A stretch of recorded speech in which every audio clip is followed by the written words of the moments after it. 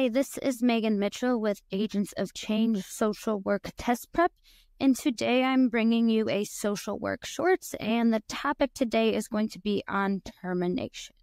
So you most likely on any level of the exam, you will see termination questions or termination issues. So I want to dive a little deeper. We're going to go through the section of the Code of Ethics that discusses termination, and we will end with a practice question. So termination, you will hear it a lot in social work. It's basically the close or ending of the therapeutic relationship. So in a perfect world, termination would happen when the client and therapist agree that the treatment goals set earlier in treatment have been met and that services for that client are no longer needed. Like I said, that would be in a perfect world. However, we do not live in a perfect world, so there are a few reasons why termination might occur outside of that. First is a client can terminate at any time. So if a client no longer wants to continue services, that is their right. They have that right to do that. Also, we have life events that come up, and sometimes we have to leave jobs, or we have family issues that come up, and we may need to terminate clients without us knowing. Termination should be discussed early with clients. We never want to spring the last session on clients. We want to give them time to prepare, and we want them to be able to process this termination. So I like to say there is a final session, but termination is more of a process or a phase that you go through with clients. Something really important is that I have here at the bottom. Termination is processed differently by clients. You might have some clients that are just thrilled that they are ending, their time with you. They might feel a lot of joy. They might feel very proud of the work they've done. And then you have other people that it might be more of a challenge, and they might be having some anxiety. They might be fearful of what's going to happen. The way people react to termination, it varies, and it's important that we support our clients through this process, through this phase, and meet them really where they're at. If a client is full of pride and joy, we're going to share that pride and joy with the client. If a client is anxious, we are going to normalize that anxiety for them. It is very normal for clients to feel anxious when it is time to terminate. For some people, they may have been in therapy for a long period of time, so this might be challenging for them to envision a world where they don't have this any longer. So the Code of Ethics has a whole section that pertains to termination, and I do suggest that you go through and read the Code of Ethics, specifically this termination section. So I will also say that it is in Section 1.17 in the Code of Ethics. If you are looking specifically for it, you can pull up the Code of Ethics and do a quick find of termination. There are several points that we're going to go over regarding termination. However, I've summarized this. I did not want to just verbatim read to you the Code of Ethics wording on termination. So I've gone through the different points, and we will talk about some examples and what this would mean for practice. So A is that services should be terminated when the relationship is no longer needed or no longer serves the client's interests. We're not going to have someone in therapy or in a therapeutic relationship just because. There has to be a clinical reason why the person is in therapy. So if we see that there's no longer a need, which usually is that they met their treatment goals or that we don't feel that they need services any longer, we can go ahead and terminate. Or if it's not meeting their needs or their interests. So if their needs change and we are not able to treat them, we might have to refer them out. Or if they no longer feel that therapy is beneficial to them and they choose to exit therapy, we can also terminate that way. B, this one is huge. Social workers should avoid abandoning clients. This is a huge reason why there's so much that goes on around termination. Termination should be done in a way that we are minimizing the harmful or negative effects on a client. That's why we give them time to process. This is why we don't spring it on them, because those could actually have worse consequences for the client. If you know a client needs a continuation of services, so if they need referrals, or they need something outside of therapy, if they need community resources, if you need to refer them to someone that's able to either provide more intensive or less intensive services, that needs to be done. But we never want to abandon clients. It can have really detrimental effects if we terminate abruptly and our clients do not have time to process that. And that would be considered unethical in the Code of Ethics. So if we are in a setting where clients are paying for services, there are a few instances where they can be terminated if they are no longer paying for services and have an overdue balance. I've seen quite a few practice questions that actually refer specifically to this. So here are some ways that we can terminate if a client has an overdue balance. If the client has been made aware of the financial agreements, and being made aware is that they know what the policy is for not paying. So some agencies will probably set policies, or practitioners will set policies. Maybe if your balance goes above a certain amount, then you can be terminated. Or if you have missed so many weeks of payment, you can be terminated. But you do need to make the client aware. So they can't just have an overdue balance and then they come in one day, you've never talked to them about this, and then you terminate. We also have to make sure that if we're terminating due to an overdue balance, that they are not a danger to themselves or others. Because if they are a danger to themselves or others, we cannot ethically terminate. The last is if we feel that we have warned and discussed the consequences of not paying with the client. So like I said, we've gone over the policies. We've told them that termination will occur if they do not pay, and also letting them know the consequences for having to terminate because of non-payment. So it's just make sure that if you do have a client that's not paying, it's documented, the client is made aware, and that they are not a danger to themselves or others. But we do not have to continue to see clients for extended periods of time if they're not paying. The next point is that we, as social workers, should not be terminating with the client in order to pursue a relationship with them. This could be a personal relationship. This can be an intimate relationship. This could be a social relationship, a business relationship. For example, if we feel that we have feelings towards a client and we want to go and pursue a relationship with them, we are not going to terminate services and terminate our relationship in a therapeutic sense to go and be with that client. That would be unethical. We also, if say a client wanted to get into business with us and we really wanted to do that, we're not going to terminate that relationship to get into business with the client. So we should not be terminating services in order to pursue relationships with clients. It's unethical. The next one is, if we know that termination needs to occur or that there's going to be an interruption of services, we need to make appropriate plans to best assist that client. This might be if we know that we are going to go out on maternity leave. If we know that we are going on an extended vacation, we're not going to be in the office. If we know that the client has their last few sessions coming up, we need to plan for that. If we need to transfer the client, we need to do that. We need to plan for that.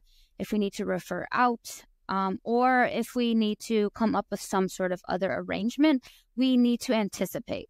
We should not know that we are going on vacation and never tell our clients, and then they automatically are transferred to someone else. That would not be ethical. So we always need to make sure we're planning and letting clients know if there is going to be termination or an interruption in services for any reason.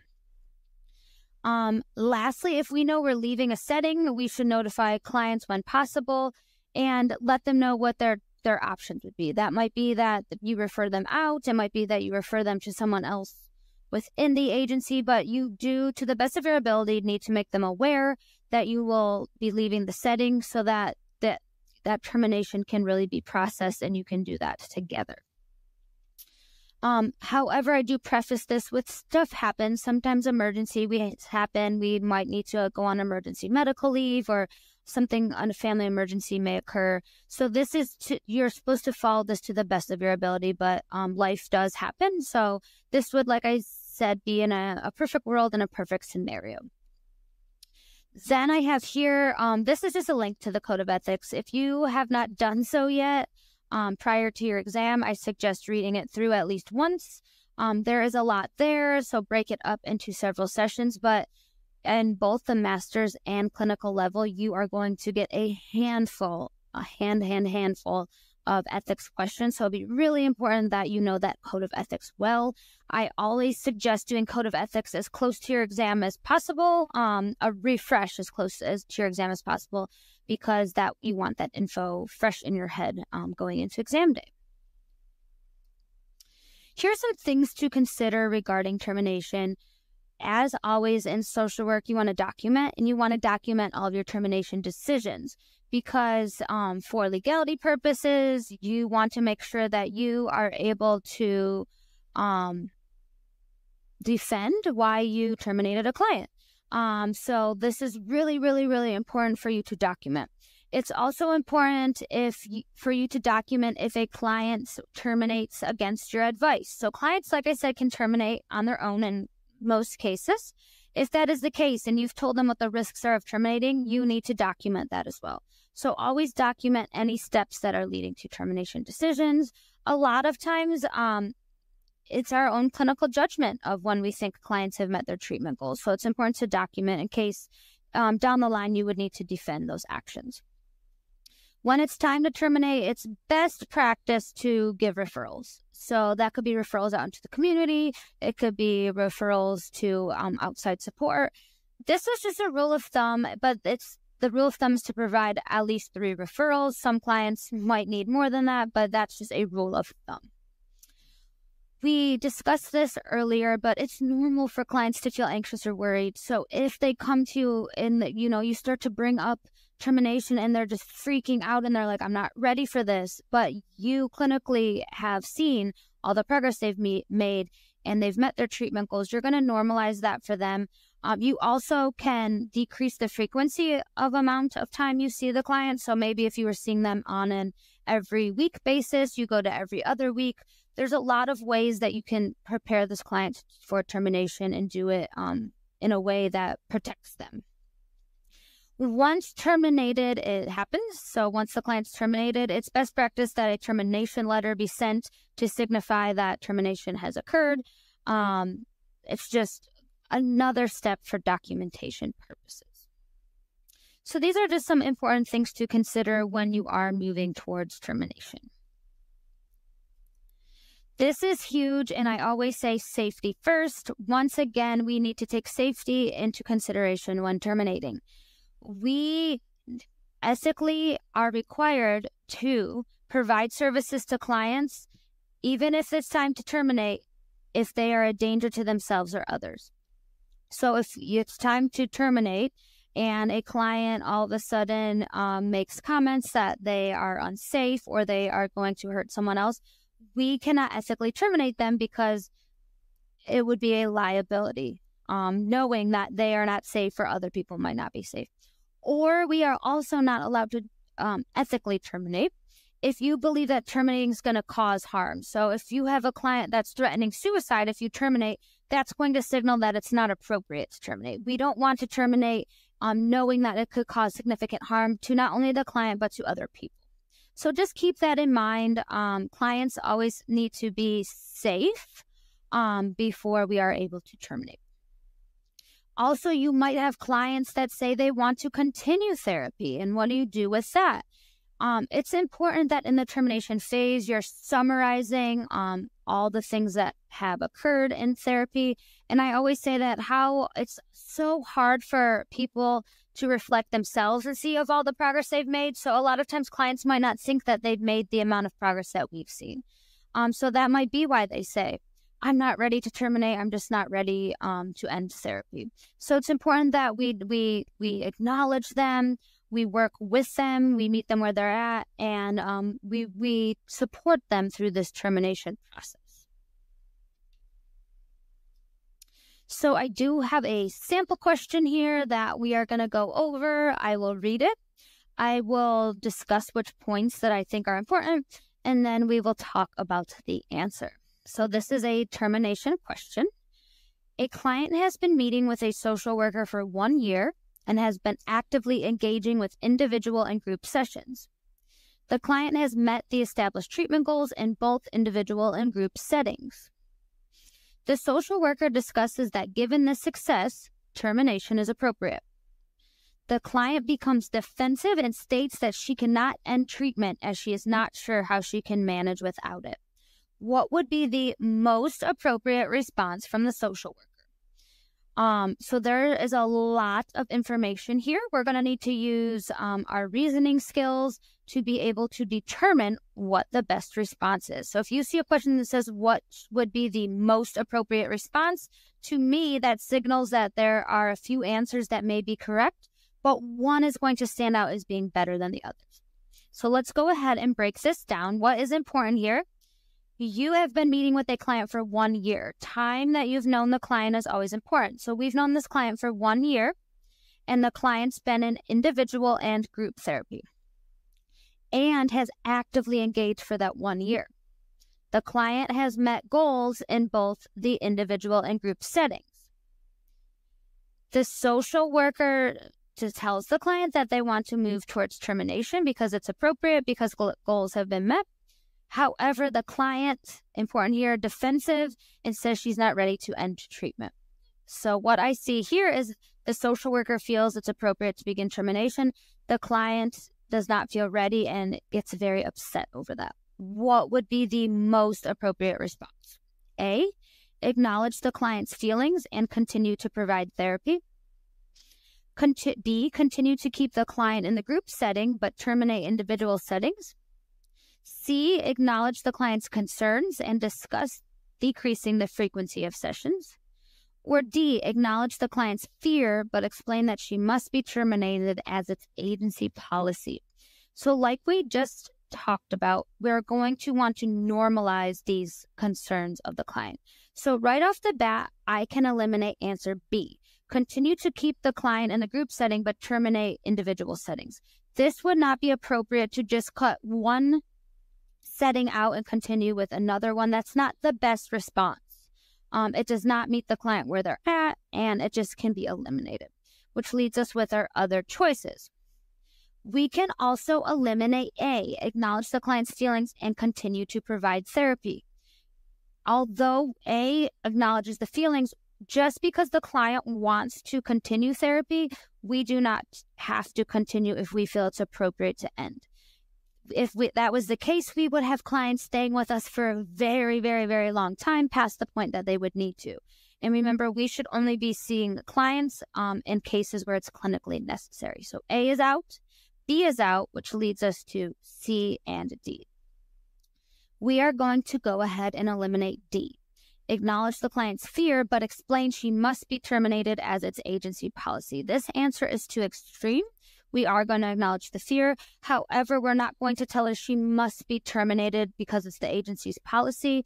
It's not meeting the client where they're at, and it's not the best clinical answer, which leads us with answer C. We are going to acknowledge the client's concerns and discuss decreasing the frequency of sessions. Why this is the most appropriate answer? Because it acknowledges that the client's feelings, and also it helps move towards termination, but doing so at a frequency that is going to best support the client. So we can decrease the frequency of visits if that's what's appropriate for the client. So C is the correct answer.